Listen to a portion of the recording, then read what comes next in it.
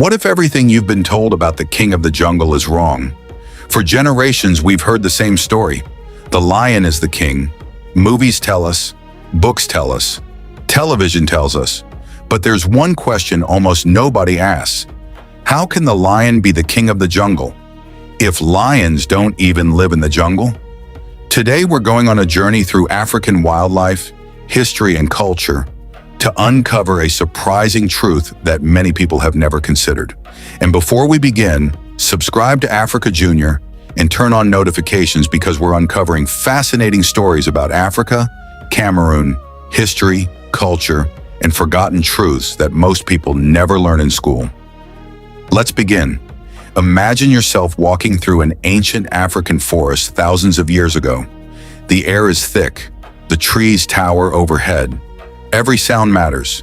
Every movement means something. Suddenly, in silence, you feel it before you see it. A presence, a hunter, watching, waiting, hidden among the shadows. The leopard.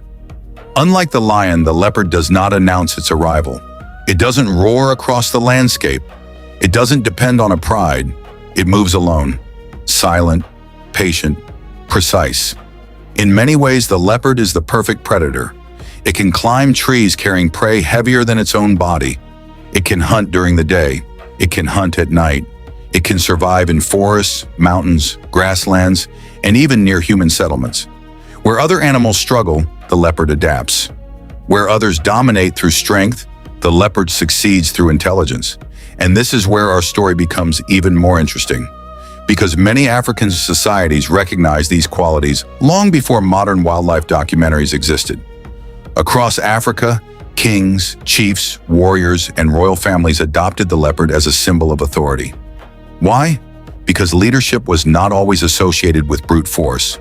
Leadership was associated with wisdom, strategy, patience, awareness, the very qualities embodied by the leopard. In many traditional African kingdoms, leopard skins were reserved for rulers. Leopard imagery appeared on thrones, royal garments, ceremonial objects, sacred symbols of power. From Central Africa to West Africa and beyond, the leopard became a living emblem of kingship. Think about that. If the lion was truly the unquestioned king in African tradition, why did so many African rulers choose the leopard as their symbol? Why not wear lion skins? Why not decorate royal palaces with lions? The answer may lie in what these animals represent. The lion commands attention. The leopard commands respect. The lion is visible. The leopard is mysterious. The lion rules through presence. The leopard rules through mastery. And perhaps that is why so many African cultures saw something royal in the leopard. But the story goes even deeper. The phrase "king of the jungle" is one of the most famous descriptions in the world. Yet biologically, lions primarily inhabit savannas, grasslands, and open landscapes. Leopards, on the other hand, are among the animals most capable of thriving in dense forests and jungle environments. The irony is remarkable. The animal called the king of the jungle often doesn't live there. The animal perfectly adapted to the jungle is rarely given the title. So how did that happen? Was it storytelling, popular culture, colonial narratives, or simply repetition over time? Whatever the reason, it raises an important question.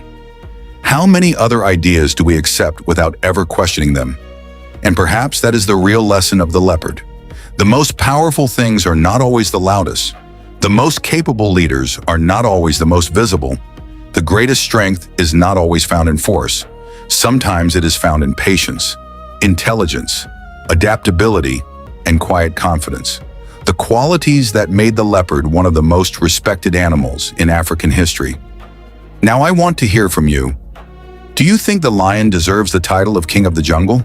Or do you believe the leopard is Africa's true royal animal? Let me know in the comments below. And if you're enjoying these discoveries, subscribe to Africa Junior right now, because we're just getting started. There are countless fascinating stories about Africa, Cameroon, ancient kingdoms, culture, wildlife, and forgotten history that you won't want to miss.